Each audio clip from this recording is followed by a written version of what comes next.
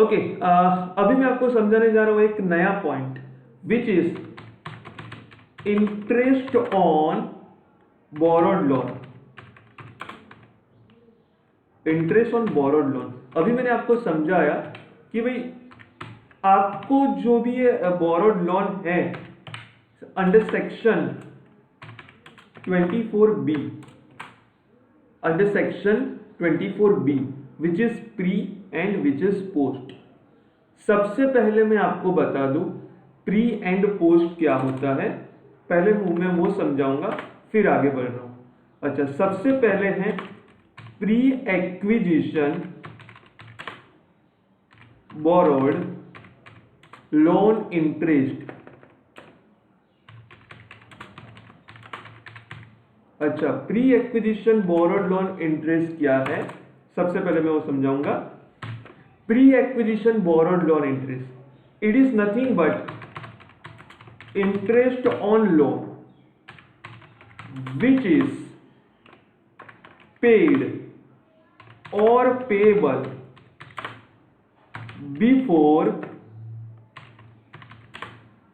such house is transferred to owner।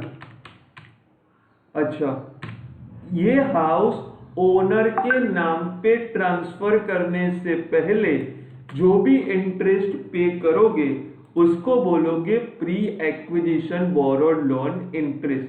ऐसा कभी हो सकता है? हाँ, हो सकता है। कैसे?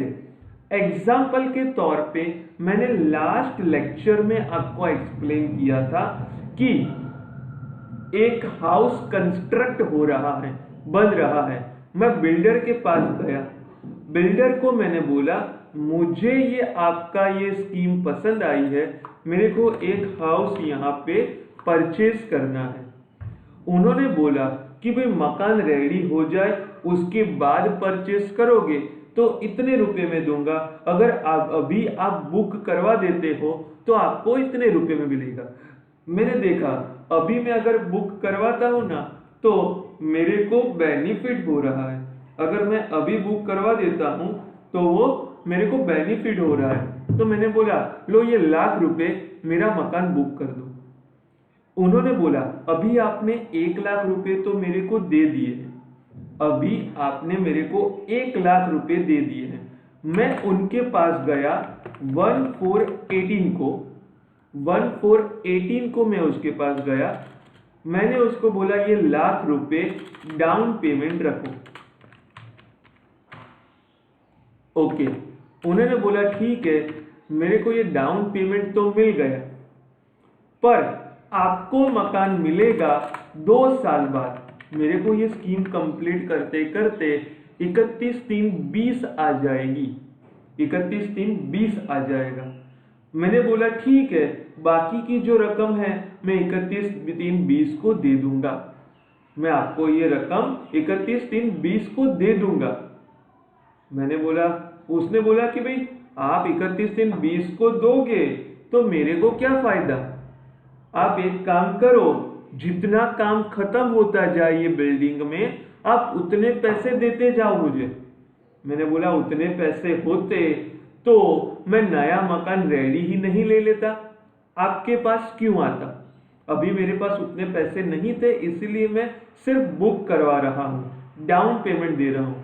तो उन्होंने बोला कोई बात नहीं, अभी आप लोन पास करवा लो, जितना मकान रेडी होगा ना उतनी लोन आपकी डिसबर्स होगी और मुझे पैसे मिल जाएंगे।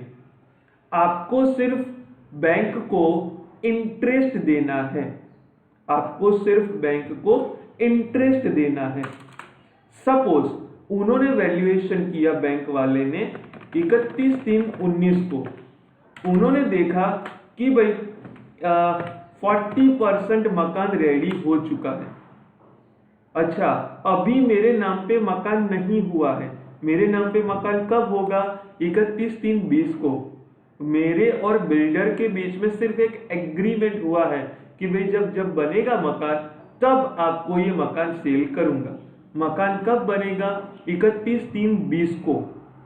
40% मकान रेडी हो गया, सपोज उसके हिसाब से अप्रोक्स 12 लाख रुपीस डिसबर्स कर दिए बैंक ने बिल्डर को मेरे हिसाब से 12 लाख रुपए बिल्डर को दे दिए बैंक ने। ओके, अगर बैंक ने 31/3/19 को 12 लाख रुपए मेरे तौर पे दे दिए तो बट ऑब्वियस है 31/3/19 से मुझे उसके ऊपर इंटरेस्ट देना चालू कर देना है।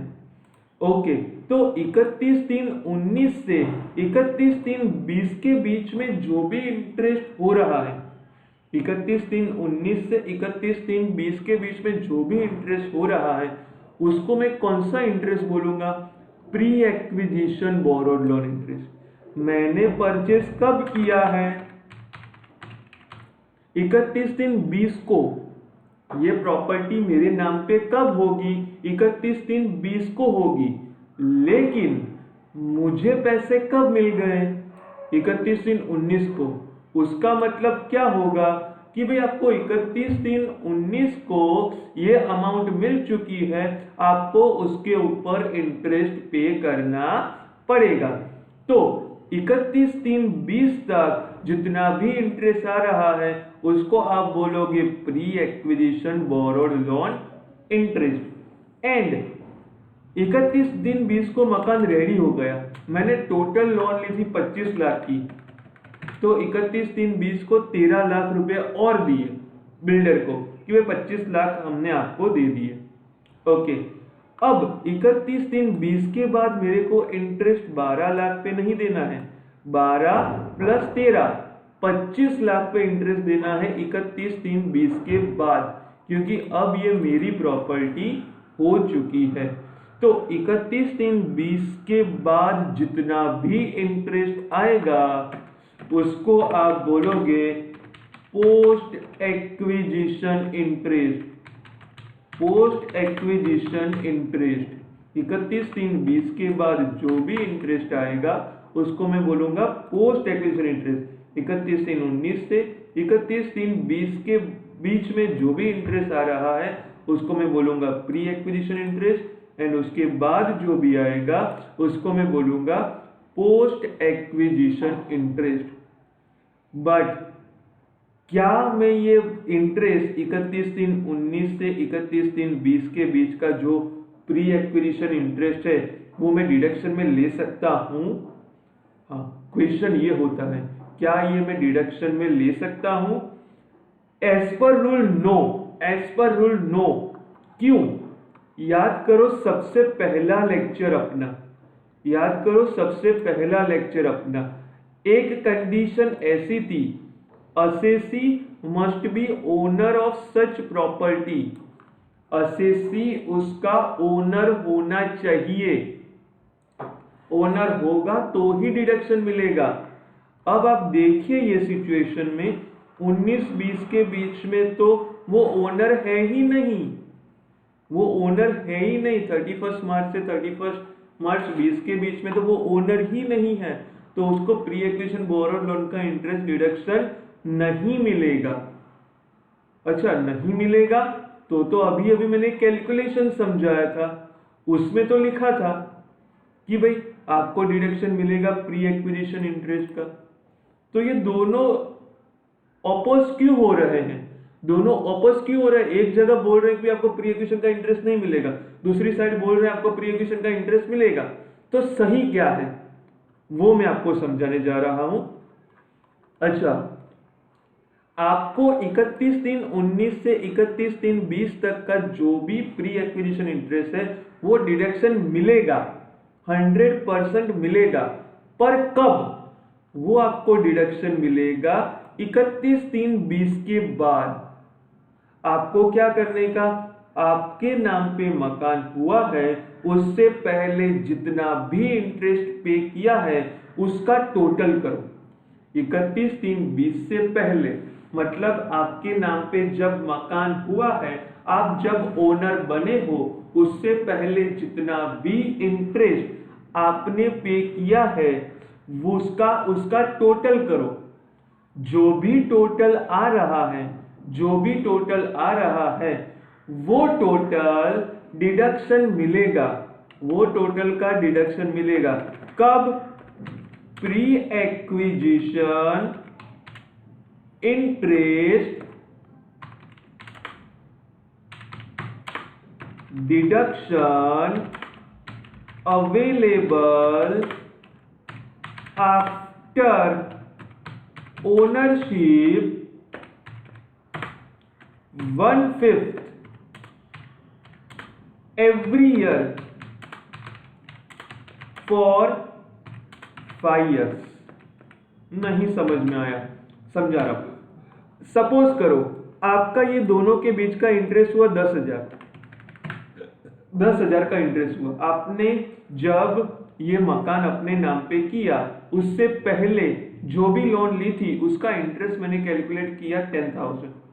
तो जितना भी है ना उसका 1/5 कर दो, 10,000 डिवाइड बाय 5, मतलब कि ये केस में 2,000 रुपीज डिडक्शन मिलेगा एवरी ईयर। 2,000 रुपीज डिडक्शन मिलेगा एवरी ईयर कब? 31/3/20 के बाद। 31/3/20 के बाद as a pre acquisition interest आपको 2,000 माइनस मिलेगा। देखो 31/3/20 के बाद मिल रहा है, अच्छा तब तो आप ओनर बन चुके हो, हाँ पहले का मिल रहा है तो एक साथ डिडक्शन नहीं मिलेगा, हर साल 1/5 मिलेगा। ओके, कैलकुलेशन कैसे होगा वो मैं आपको नेक्स्ट लेक्चर में एक्सप्लेन करूंगा कि भाई प्री एक्विजिशन इंटरेस्ट का प्रॉपर कैलकुलेशन कैसे होगा। लेकिन एक चीज मैं आपको बता दूं, नोट मैक्सिमम डिडक्शन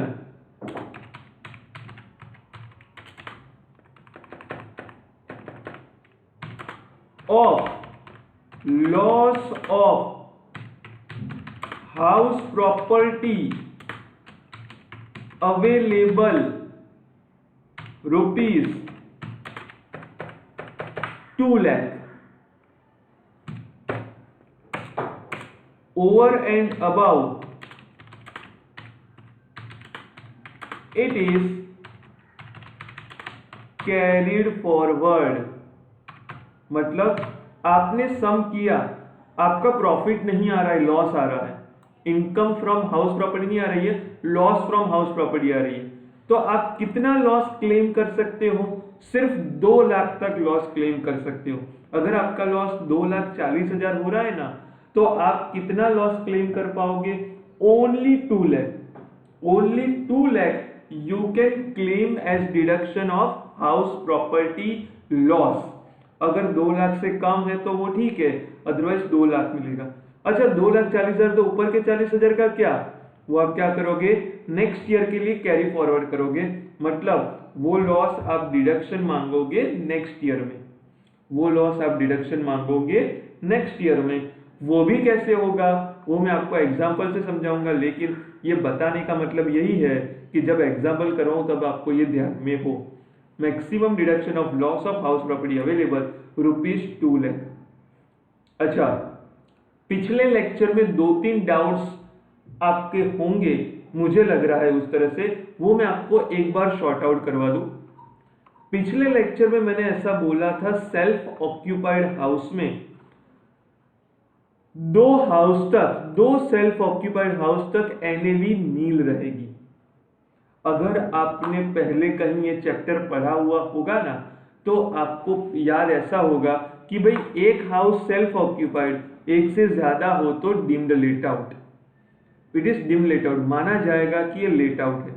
पर from this assessment year, from your assessment year, it is amended, एक हाउस की जगह 2 हाउस कर दिए हैं। मतलब आप 2 हाउस तक सेल्फ ऑक्यूपाइड रख सकते हो, आप 2 हाउस तक सेल्फ ऑक्यूपाइड रख सकते हो। पहले एक हाउस था, आपके असेसमेंट ईयर से ये नया अमेंडमेंट आया हुआ है कि आप 2 सेल्फ ऑक्यूपाइड हाउस रख सकते हो, वहां तक आपको उसके ऊपर कोई टैक्स नहीं भरना है, डीम्ड लेट आउट नहीं माना जाएगा। अगर 2 से ज्यादा है तो 2 हाउस सेल्फ ऑक्यूपाइड, उससे जो भी ज्यादा होंगे वो डीम्ड लेट आउट होंगे। तो एक पॉइंट आपका ये हो सकता है डाउट्स वाला। सेकंड वाला पॉइंट डी फैक्टो रेंट, याद रखना जो भी सर्विस दे रहे हैं ओनर टेनेंट को, वो इनडायरेक्टली उनके पास से चार्ज कर ही रहे हैं, इसीलिए वो एनुअल रेंट रिसीवेबल में से माइनस होगा, इसीलिए वो एनुअल रेंट रिसीवेबल में से माइनस होगा। दिस इज मेजर फंडा of this interest on borrowed loan for today's lecture. आपको ये देखना है, पढ़ना है, मैंने जो सम करवा है वो गिनना है, बहुत मजा आएगा, बहुत इंटरेस्टिंग है। हम ये चैप्टर पे बहुत ज्यादा फोकस करेंगे, अच्छी तरह से करेंगे, 100% नॉलेज आपको मिलना चाहिए। मेरा टारगेट हमेशा यही रहेगा टैक्सेशन सब्जेक्ट के लिए, जब भी मैं ये चैप्टर कंप्लीट करूं तब आपका नॉलेज और मेरा नॉलेज सेम होना चाहिए। ऐसा नहीं होना चाहिए सर आप सर हो तो आपको ज्यादा पता होगा, नहीं, मैं यहां तक आपको एक्सप्लेन करने का ट्राई करूंगा कि आपका नॉलेज और मेरा नॉलेज सेम हो जाए। Just a minute.